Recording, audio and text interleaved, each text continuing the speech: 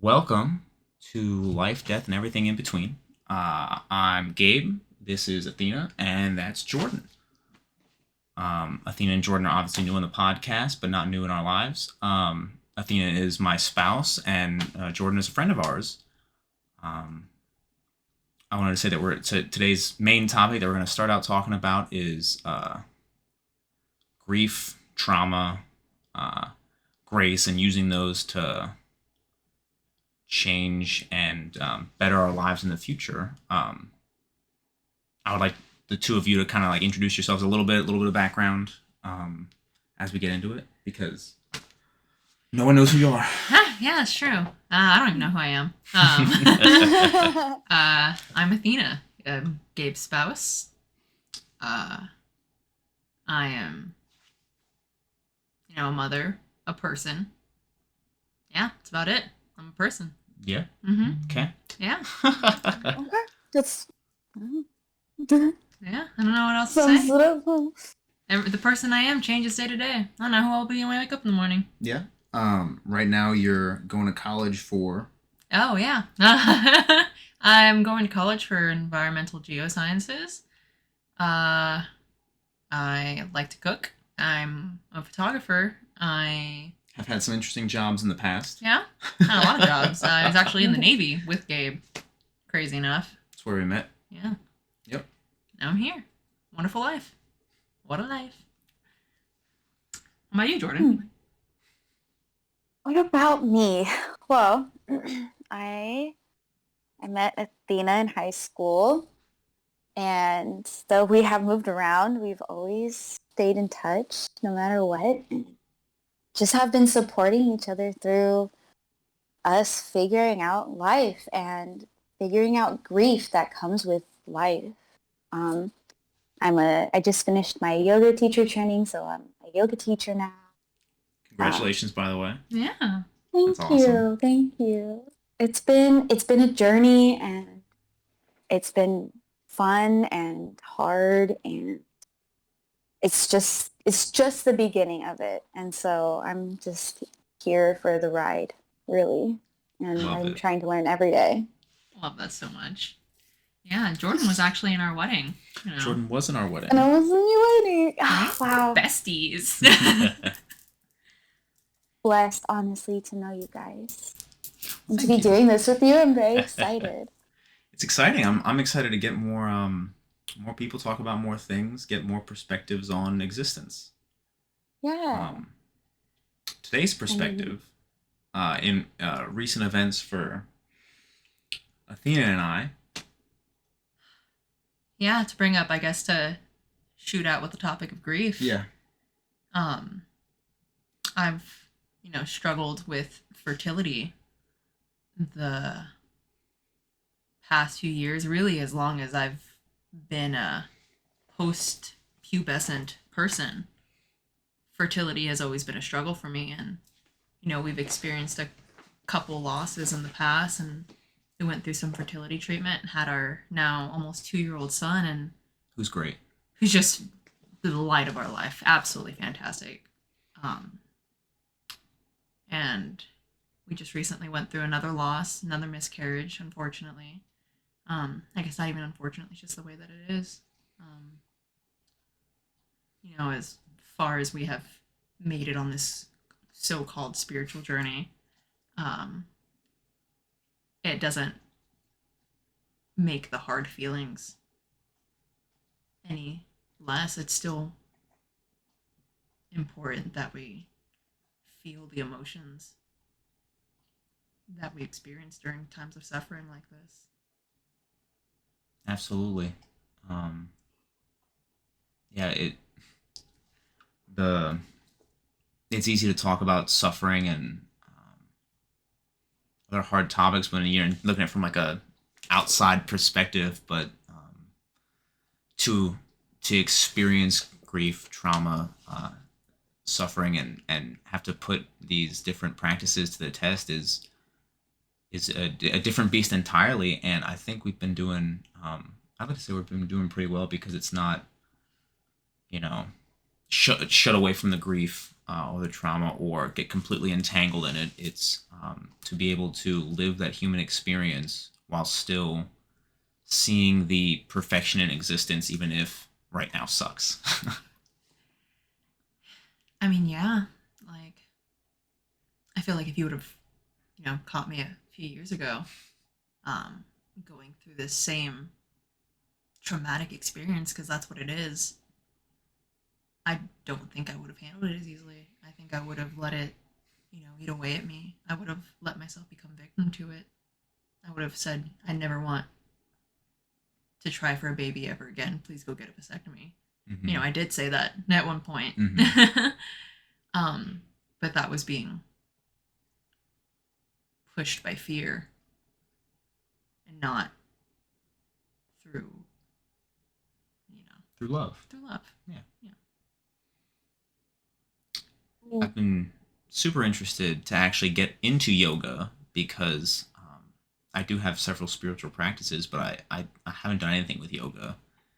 Um, and I've, heard and read from people talking about how transformative of a process it can be, how transformative an action it can be. Um, I'm interested to It, hear oh, how it's played a part in your life now, like especially with trauma and grief and suffering that you've gone through and how it's impacted it. well, I growing up, I struggled a lot with grief. Um, I would say maybe in a different way of like grieving an idea that you had for yourself or Absolutely. wanting your life to wishing your life could be different, and grieving your childhood. Like, we grew up where we grew up and we had to deal with what we had to deal with growing up and grieving that.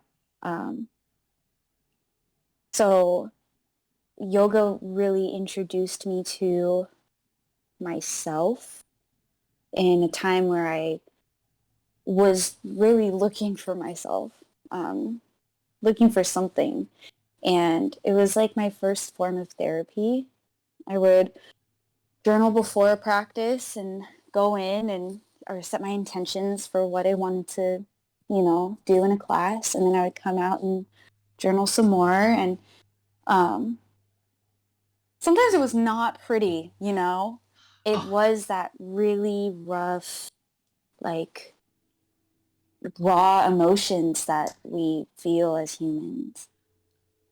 I feel a lot of the times that social media conveys this picture of healing as this ultimate self care, just blissful process. And I can truthfully say that these past few years of deep, intensive healing, that they have been some of the ugliest moments of my life. Some of the most intense feelings that I've ever had to go through, having to drag yourself through that trauma to work through it.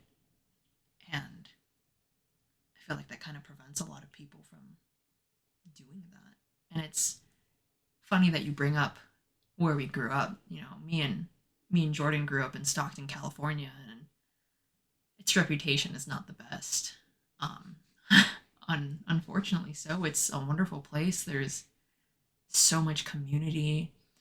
There's such a vast majority of wonderful people, wonderful artists, so many people from different walks of life, and unfortunately, it gets tagged with gang violence, homicide, homelessness, financial insecurity, poverty, and it's so much more than that. But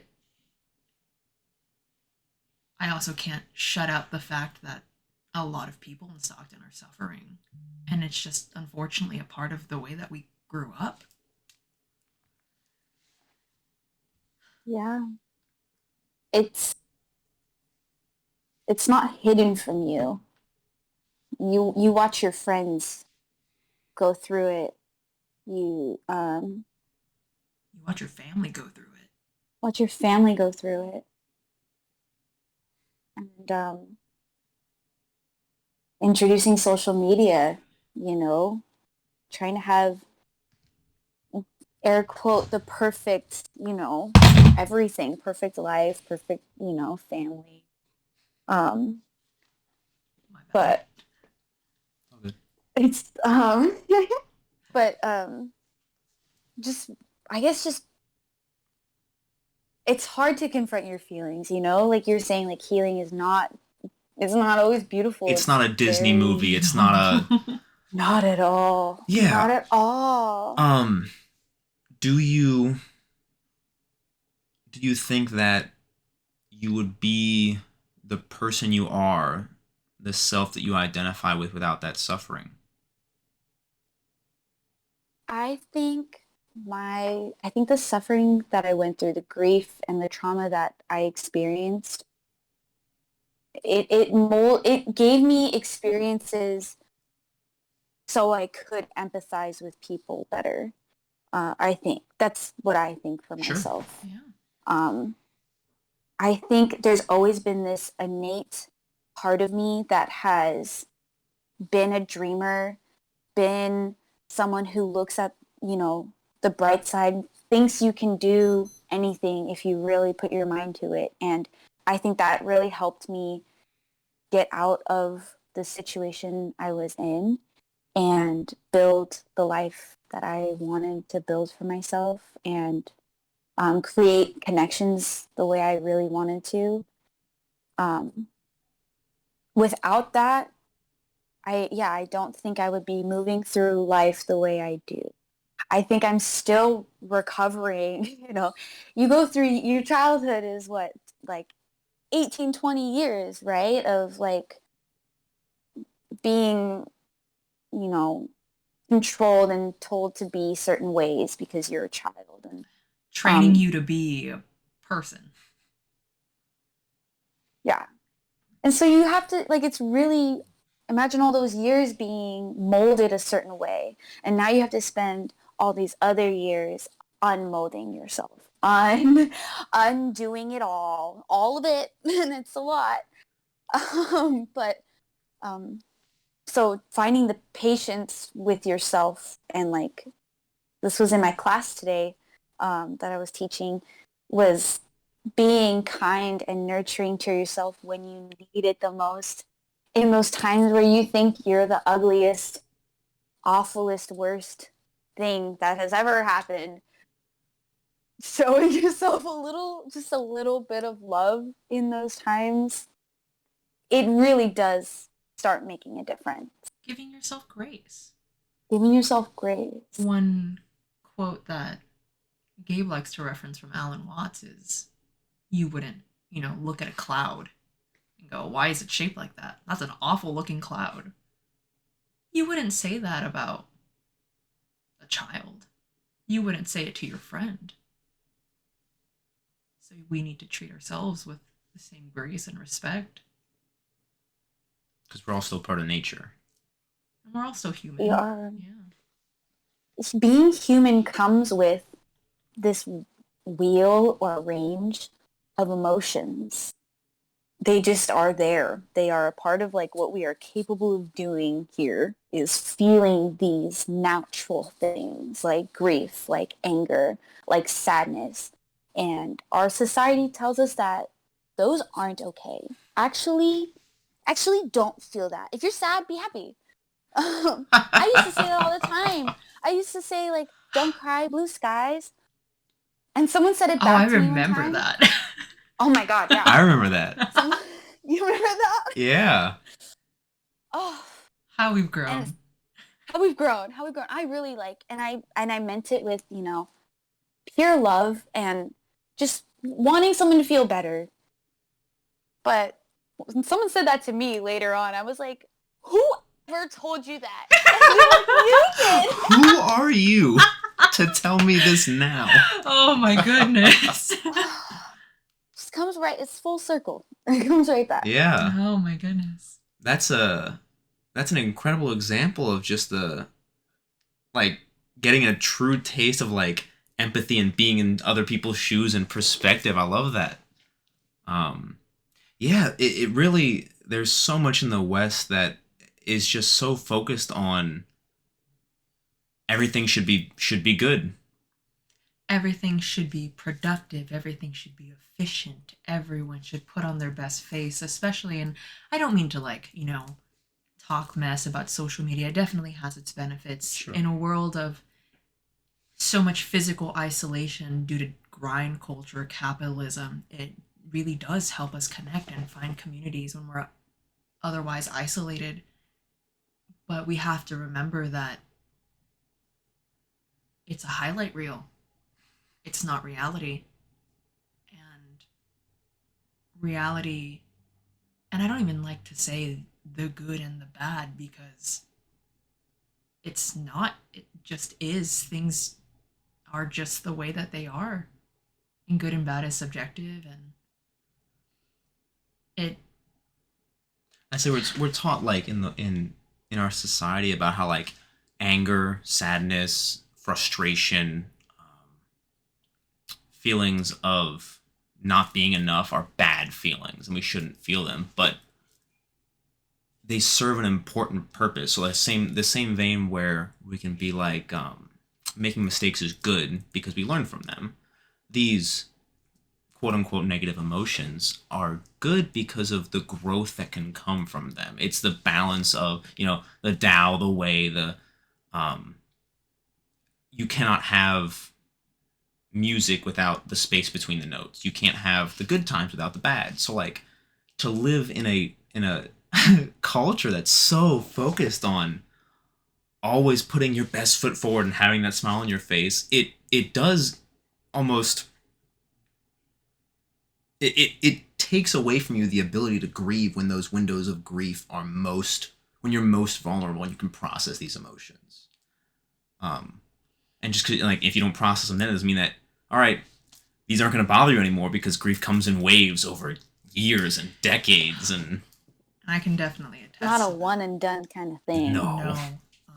That's been something I've been struggling a little bit with in regards to miscarriage recovery. Is I took the couple days after it happened to stay home from school and to just lay in bed and cry and let myself grieve, let myself be washed with the sadness, because if I can't sit with the sadness, it's just always going to be there. And it was great, after the first couple days of really truly diving deep into my emotions, I felt so much clarity coming out of this traumatic experience, and I turned it around, used it a way to have a positive outlook on life and be strong. And I was like, wow, this is great. I can't believe I was able to do that. And then days later, crashed and was right back to grieving. And then, same thing. I was like, oh my God, I went through the grief again. And now I'm back. And a couple days later, I'm back down. And it's been that way for a couple weeks now. And, I woke up this morning and I know Jordan and I messaged this morning because I was struggling. I was like, I'm having a very human experience this morning.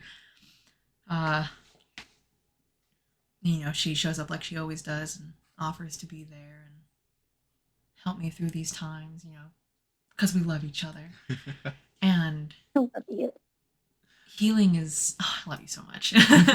Me too. Healing is not linear, and there are fallbacks or relapses.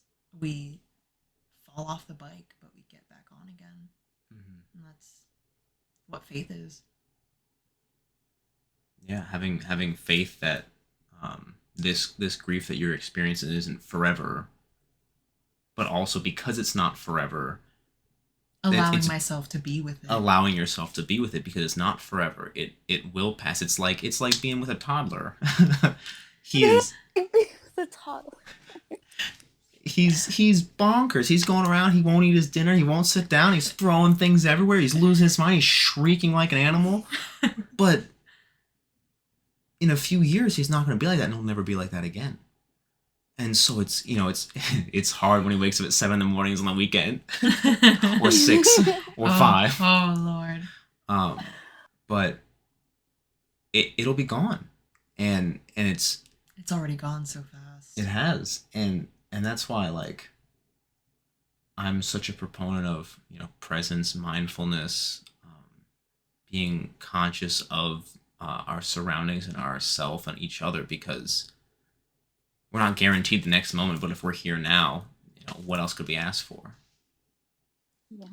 It's I feel like it all kind of relates back to practicing of karma yoga in Yeah. a way, incorporate, like I was talking with Jordan earlier. I was like, I would really like to get into physical yoga more, asanas more. The past couple yoga classes I went to were more like power yoga, so I would leave and I'd be like, oh, my arthritic bones.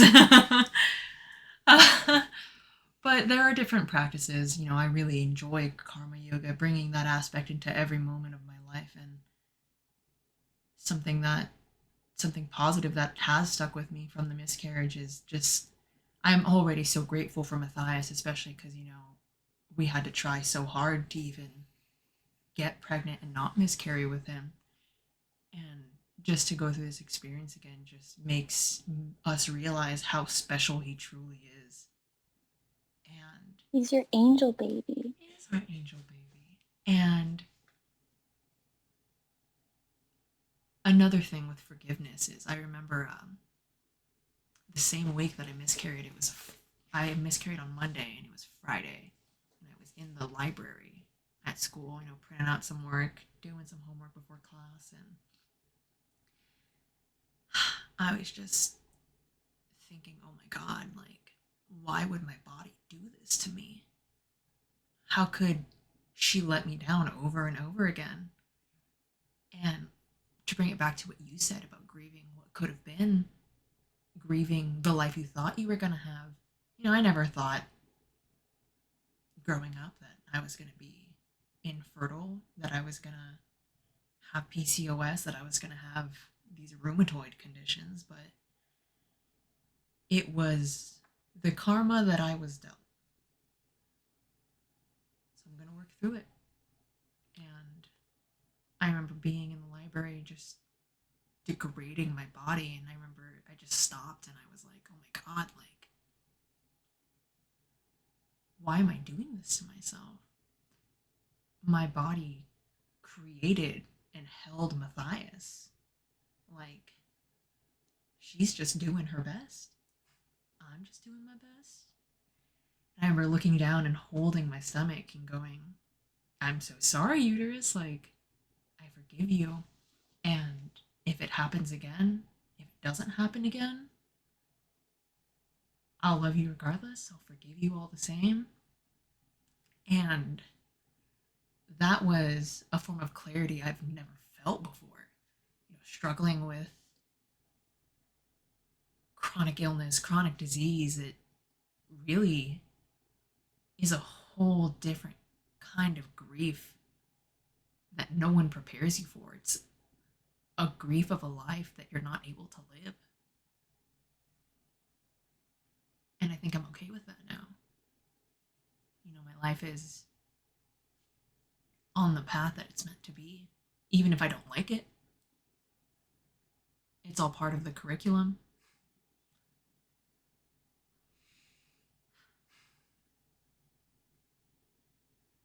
In in yoga, in the Yoga Sutras, it says that we have like karma that follows us, and our generational family karma follows us. We have all this karma, and we are born exactly where we left off in the last time, Mm-hmm.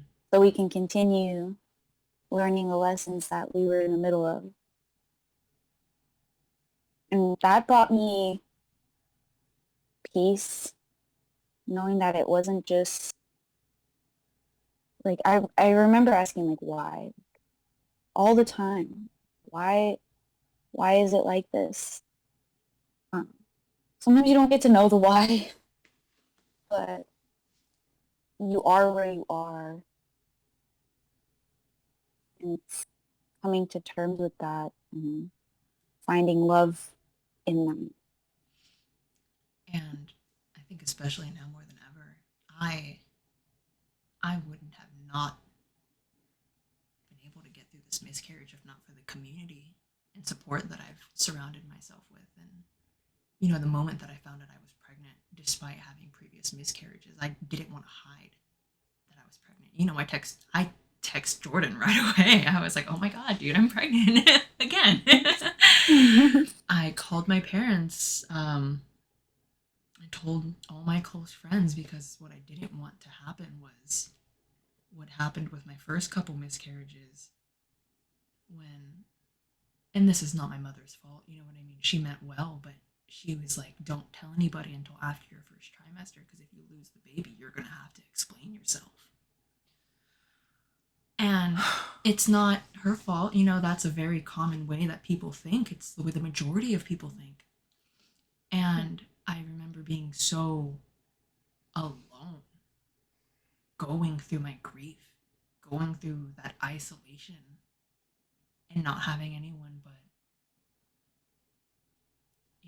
Gabe was really the only immediate person in my life that could help me get through it. And not to say that, you're not enough, but like, Oh, no, I know you know what I yeah, mean. But I absolutely know what you mean.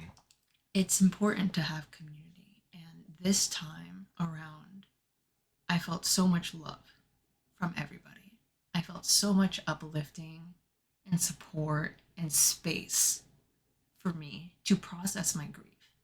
And it allowed other people permission to process their grief and to not try to hide their grief. And it's such an important thing in this day and age of toxic positivity. I think that there are so many people that because of this toxic positivity, I think great term for it, that do not want to burden others with their suffering or with their grief. They feel like, we are taught that as a child it's okay to be dependent on others, but once you're an adult, you should be independent. You should not bring anybody else down. You should do your part, kind of thing. And nothing that we do is entirely our own work. We are shaped from the moment we're born to the moment we die by the people around us. So why we would think that we would have to bear our suffering alone? Like the nature of reality is we're here suffering with others. Yeah. Yeah. Um, I mean, humans evolved by relying on each other for everything. We were communal creatures. It's very new to us to not rely on other people for, you know, childcare or, like you just getting things done around the house, like taking care of, um, your living spaces. And um, we used to work together for all of those things. And now it's everything on your own. Not even just grief, but like surviving. I remember, like, my family I'm first generation, and my family all came from Mexico, Philippines, and it wasn't such a foreign concept for us. Like, growing up, my grandmother lived with us, and when she decided to move out and like live with my aunt, my uncle moved in with us, and we always had somebody living with us, and that was okay. When people need help, you give them a place to stay. If family doesn't want to live on their own, especially your elders, you take them in. And it's I remember when I first started telling people that I lived with like my extended family, and it was just such a foreign thing to them, even in Stockton, which is crazy considering how a lot of people there are immigrants. And it's in such a world of connectedness and unity, we have become so divided and instilled this idea of separateness in everything. I think that's being sold to us under the guise of security. Elaborate on that. So I think that as as we've become more technologically advanced, and cities have grown and population has grown, and what we can witness as our generation is so much more than any previous generations have, with the increases in technology. We see more and more of the scary world, the scary suffering out there. So we see all, how many times, love my mother death, but how many times would we be up there and my mom would spit out some crazy, terrifying news story that she saw on Oh. Facebook in like Iowa or something, right? Like, I love you, Anne. Sorry. and it makes us, we have that urge in our heart to reach out to somebody.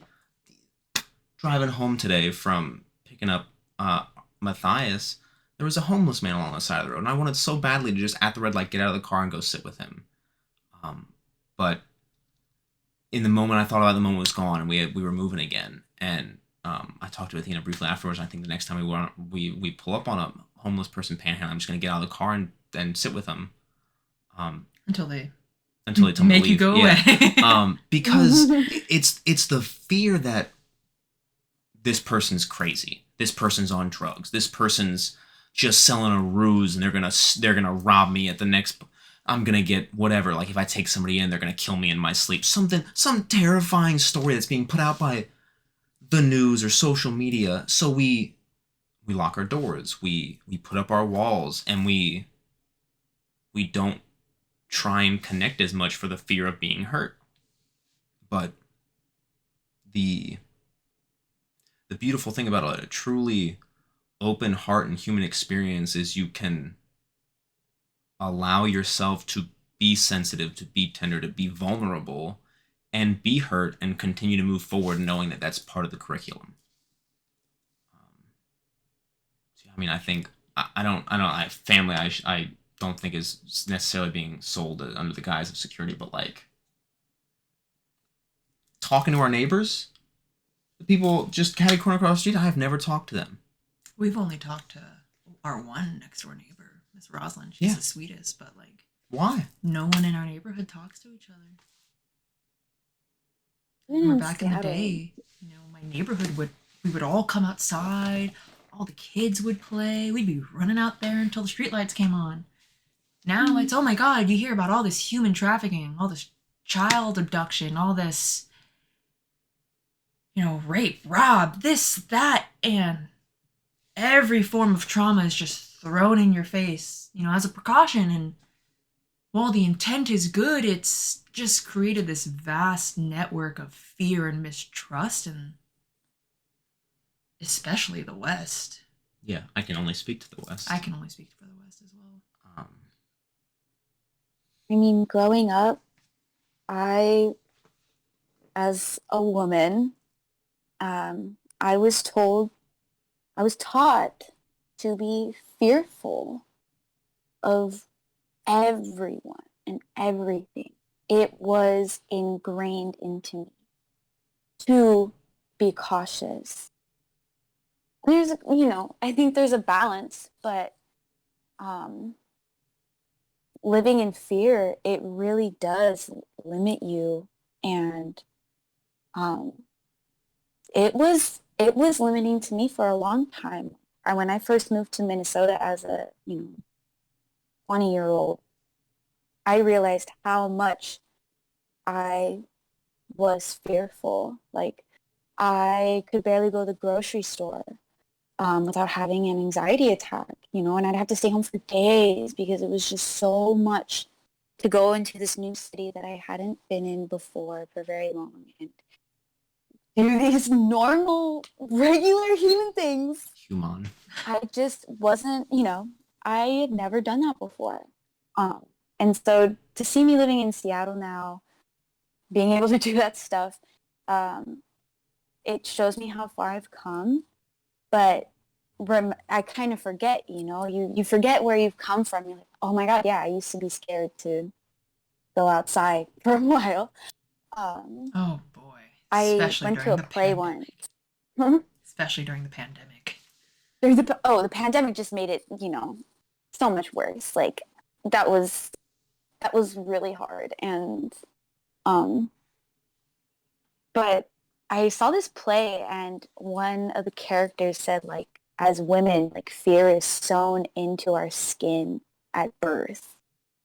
And that just, like, stuck with me. And I feel like I've been trying to rip it out ever since. And along that, like, grief comes along with that. It's an old way of thinking. It's an old way that has gotten you to a certain place, but it's no longer serving me. And so um, diving into the unknown and trying something new uh, can be really scary. And like leaving what you've known can be really scary. But I've found that doing the scariest things, like healing, like moving to a place you've never been before, can be the most liberating and like rapid growth, and like just I can't really put words to it. I don't know. Speed run healing. I think it's interesting, like the way you've talked about it, and particularly the uncertainty, the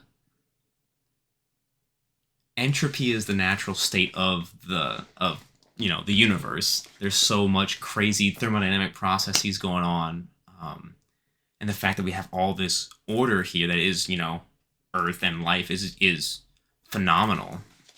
And so we get caught up thinking that for things to be safe, dependable, they have to be controllable. They have to have order to them that we can see and understand. And if we can't, we get scared. We get fearful. And it is.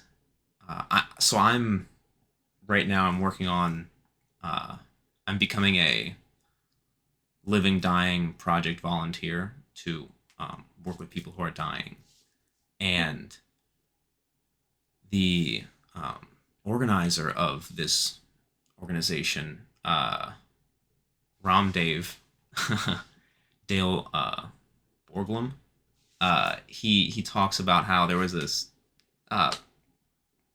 like in the New York Times, there was this article that was talking about like the rankings of people, like what their most fearful things are. Number 1 was public speaking. Number 3 was dying.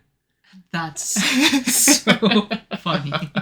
And so like people, I mean, yeah, I fear public speaking way more than I fear death. Death fears me.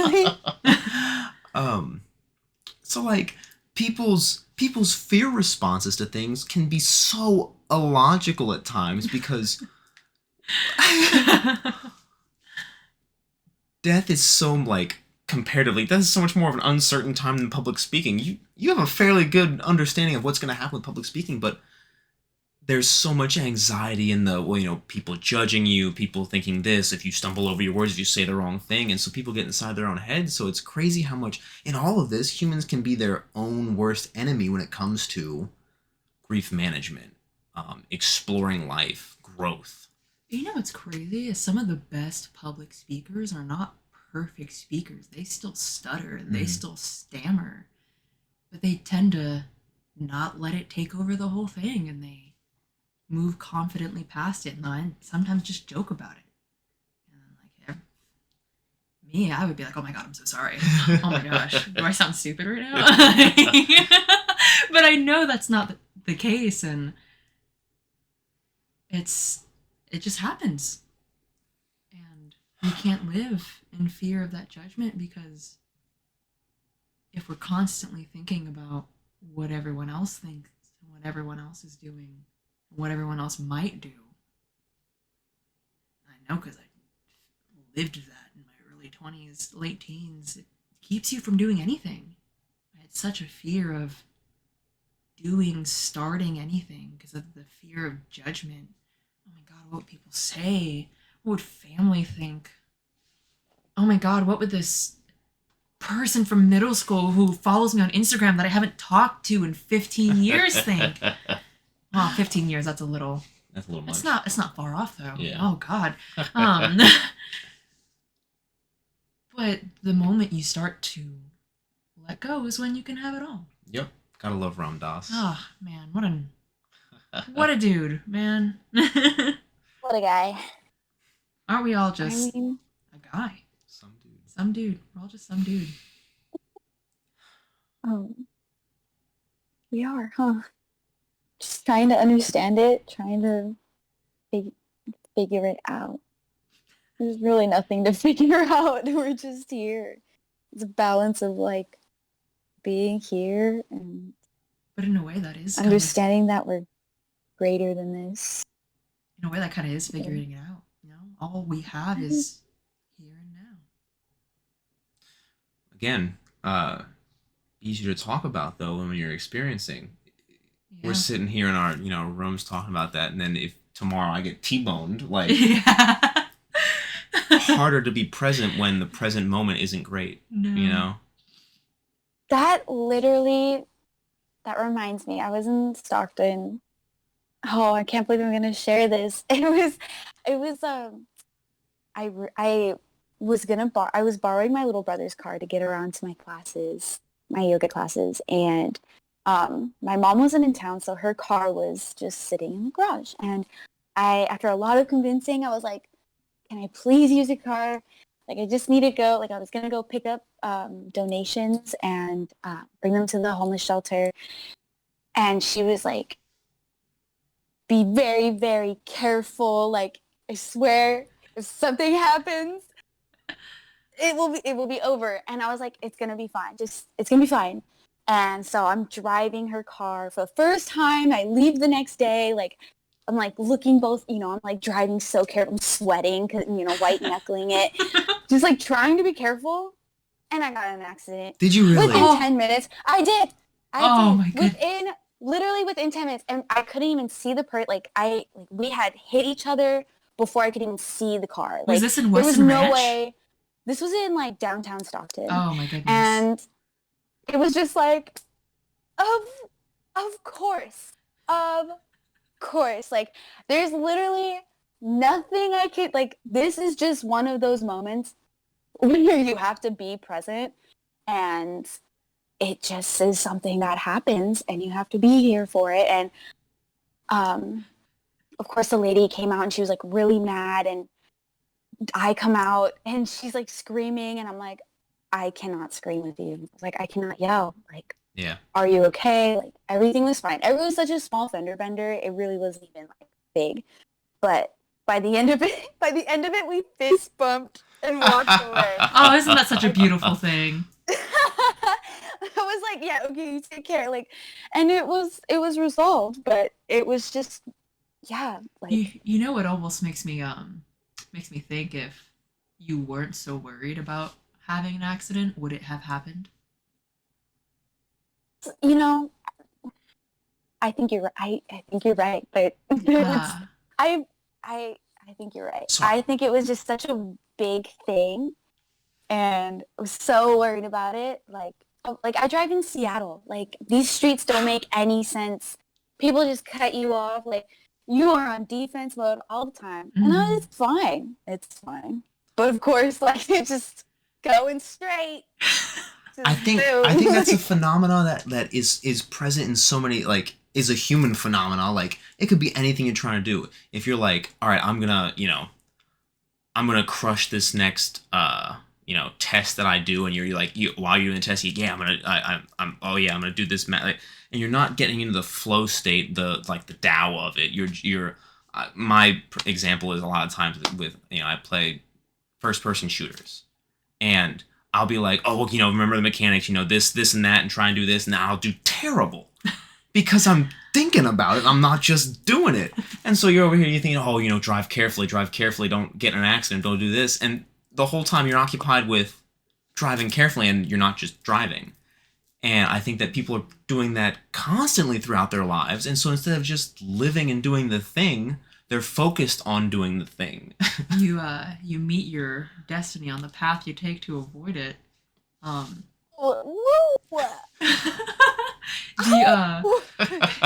Jordan, I don't know if you remember. I don't know what version of the Bhagavad Gita that you have.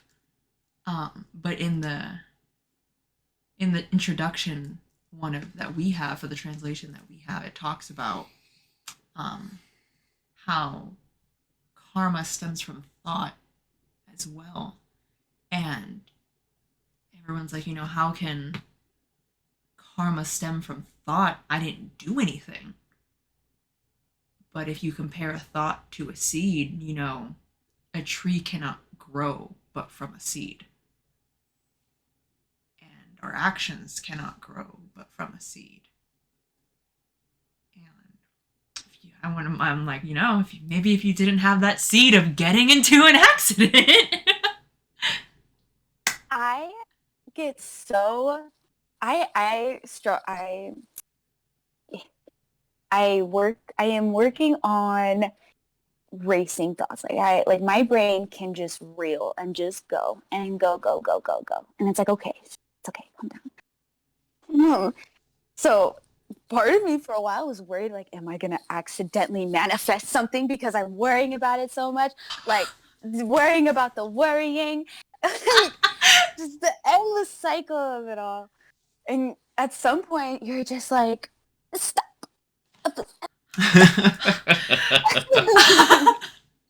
I totally know what you mean, like, especially, years of dealing with very intense anxiety. It's, I still feel anxiety. It's a natural human emotion, but I catch myself getting overstimulated, getting worked up. My mind's going a million miles an hour. My heart's starting to race. And I'm like, stop. Breathe. Mindfulness, meditate. And I'm still, but it works. It, if you can just notice it, pay it that mind. Just even acknowledging it is the first step in bringing yourself down. But then you spend all that time. Don't think about it. Well, it's like, no, if your brain is going there, if you're spending, don't stop it. If you're spending all this trying not to think about it, you're just thinking about not thinking about it. You're just thinking about it. You could just think about it, get out of the way. Get it out of the way, yeah. Like, okay, what if XYZ happens? What if this happens? Worst case scenario, it's all going to be okay no matter what.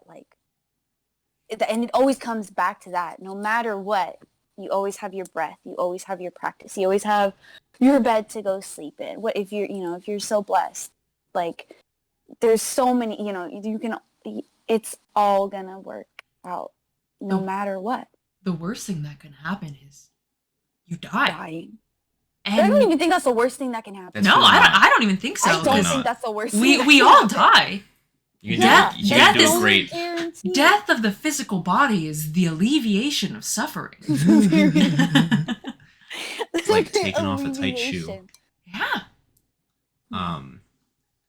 But I also think that your whole accident story is another a really good example of another thing, which is the whole like process of anxiety and really life in general. But I'll get to that. Whatever anybody's anxious about, they're so filled up with the thoughts of this bad thing happening, so they're so preoccupied on that possibility that they're not present, and all of their worries that are imaginary at the present moment, and so. And even if that thing happens, right? The accident happens, right? At the end, you're fist bumping. So, like, even this horrible thing that you're white knuckling the steering wheel for, freaking out about, at the end of it, you're fist bumping. So, like, in the same way, it could be, a job interview. It could be your first day at a new school. For me, one of my big anxiety things growing up was we would go to districts for band tryouts. And I'd be standing in line, waiting to go play my 3 scales and a piece of music that they picked out. And I'm like, I'm cool. I'm calm. I'm collected. Let me take a step forward because another person went. My heart starts to take a little bit faster. And I'm like, no, I'm feeling great. And by the end of it, I'm telling myself I feel great. My heart's out of my chest and I'm freaking out. And I go in, I play the scales. I'm awful at them because I'm inside my own head. And I leave, I'm like, I feel great. I'm like, what was I worried about? That was nothing. But it's already too late because I was so preoccupied with not being in the moment. Being there. Like we were talking about earlier, letting go of the fruits of your actions while still doing the actions, and knowing that whatever is gonna happen is gonna happen, and instead of stressing about it, worrying about it. Oh, that was such a big problem I had in my early 20s, you know what I mean? I would worry about things 5 years in advance. I would bring myself to anxiety attacks, like panicking about creating a 10-year plan, because everyone that's successful wakes up at 4 a.m. and has a 10-year plan and eats overnight oats for breakfast. And one of the biggest things that helped me when I was entering those states of panic and anxiety was going, oh my God, like nothing is happening to me in this present moment. I am not under attack. Noticing that my body is in that fight or flight, there's not a tiger chasing me. I'm not outside during the hurricane, because we live in South Carolina. I'm on my couch with my dog, watching TV in an air-conditioned home. Like, I'm just fine. And acknowledging that at that immediate moment, that there's nothing going on. And, one thing I like to say now is that's a problem for later me. That's a problem for tomorrow's me. Like, because it is. If I can't do it, if I can't fix anything right then and there, then what is the point in putting so much stress and so much energy into something that's not even occurring? Lately, I've been saying, that's not a very present moment of you. It brings me right back. I'm like, okay. We have to bully ourselves a little bit. I love it. Like a teasing fun, like, Yeah. Hey. Being gracious with Not yourself, loud. but also being like, come on. Yeah. But not being too serious Sometimes about you it. need a little, like, kick, you need a little, like, get in there. It's Yeah. all right. And it's gentle, and it can be kind and funny. But, I mean, those self-help people who are like, you got it! Like, people like that for a reason, that little kick can be sometimes all you need, or Yeah, Mm-hmm. absolutely. a little sass. Goes a little long way. Sometimes you just need to remember who the fuck you are. Right? Yeah. Right? Oh, coming back to that. Remembering who you're not, you're like, you're also just this thing in this meat body. Yeah, you're like just experiencing this human life. It doesn't have to be so serious all the time, which I think is something I struggle with. Is I feel like the weight of things, even if it's something so small. It's like, oh God, I could have done, should have done X, Y, Z. And I it's think remembering, like, hey, we're flying on a rock in space. Like, yeah, like, it's probably, like, it's gonna be okay. especially trying to remember that, we are not our past. We are not the things that we do. We are not the things that we feel. We're not the things that people say or perceive. We're literally just this consciousness, embodiment of source driving this meat sack. And it's so crazy how when people ask you who you are, you're like, well, I'm Jordan. Like at the beginning of this podcast. Yeah. Yeah, like, I'm Jordan. And I could be like, I'm Athena. I'm Mexican and Filipino. I'm a first gen this, I'm that. But one thing that I like to think of now when arising the question of who I am is, I'm Gabriel. I'm Jordan. I'm my mother. I'm my father. I'm Matthias. I'm wonderful. I'm Shelby. I'm all these beautiful people that have imparted so much love and wisdom on my life. And that's all we are, is the accumulation of the people that we love. And we pick up these nuances of the things that mean so much to us. And what are we not if not all each other? Hmm. That's why I just said I'm just some person. Loving awareness. Yeah. Wow. I think it's beautiful to remember that connectedness, like kind of bringing it back around to grief, like remembering that you're not alone. You're not the first person to experience these emotions and these feelings, or um, you're giving other people the opportunity to be there for you and show up for you and, yeah, like share in their own experiences with grief.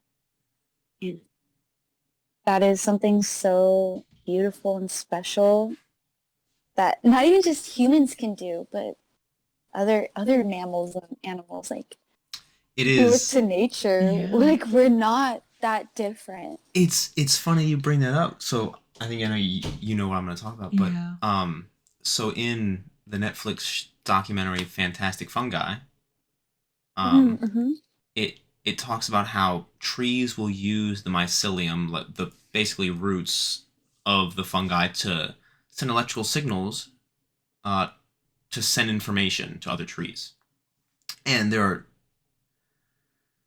examples of a mother tree getting infested by some sort of pest and sending warnings to her offspring, to her children trees out there. So like, it is not even just limited to an animal response. You can have plants, you have trees that are worried about the safety of the ones that they consider close to them, their offspring. So like, this is a thing that is common to life, is caring for one another, being sympathetic, empathetic, compassionate. And I think that it is so valuable that we acknowledge that in our lives and don't take it for granted and don't try and ignore the significance of it. It is significant, and we're taught that it's not, that it's like brushed off. I mean, we were talking about being separated from people, and um, I think celebrating when you are connecting with other people and celebrating the connections you do have, even if it's across a country, you know, just um, just knowing that, like, um, and knowing you can connect to trees and animals and everything. It's something to take with you through hard emotions, through anger, through sadness, through grief, all of it. Just knowing that you have this beautiful thing with you no matter what. We're all the same on the molecular level. We're all just, vibrating beings of energy. And the idea of separateness comes from, what we can immediately perceive. And, well, that thing is over there, and I'm over here. When in reality, it's like, I'm in there, and you're here.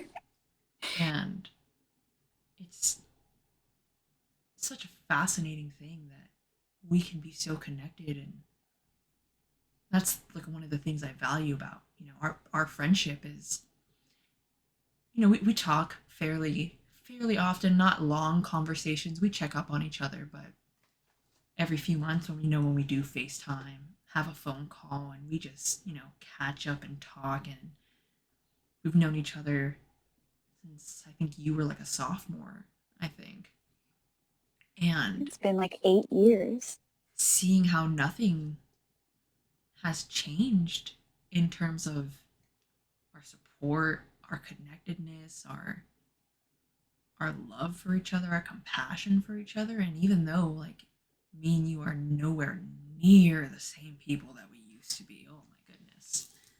And that's a good thing, you know, where we're evolving, we're ever changing, we're multifaceted humans who are not meant to be this one thing that society tries to tell us that we can be. Oh my gosh, you have to be one thing so you can capitalize it. Make as much money off of it so that we can tax you and we can make money off of it. And it's just such an honor to, you know, to be able to grow with you.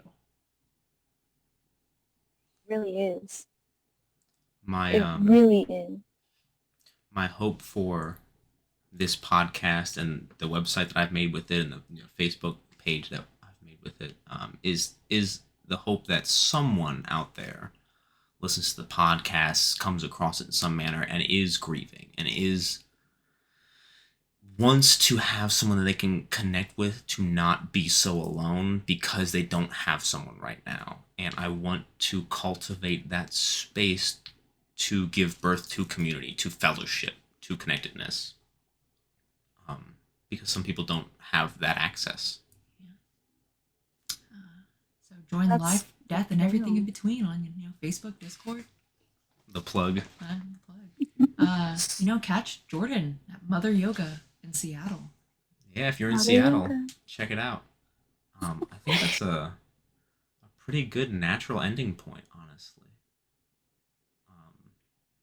We we've loved to be able to talk to you and that you joined us here. I really appreciate it. I love being here. Hopefully, Truly. in the future we can get on some more podcast episodes about more topics, more things, more breakfast food conversations. Um, so as always, it's been life, death, and everything between. And thank you for tuning in.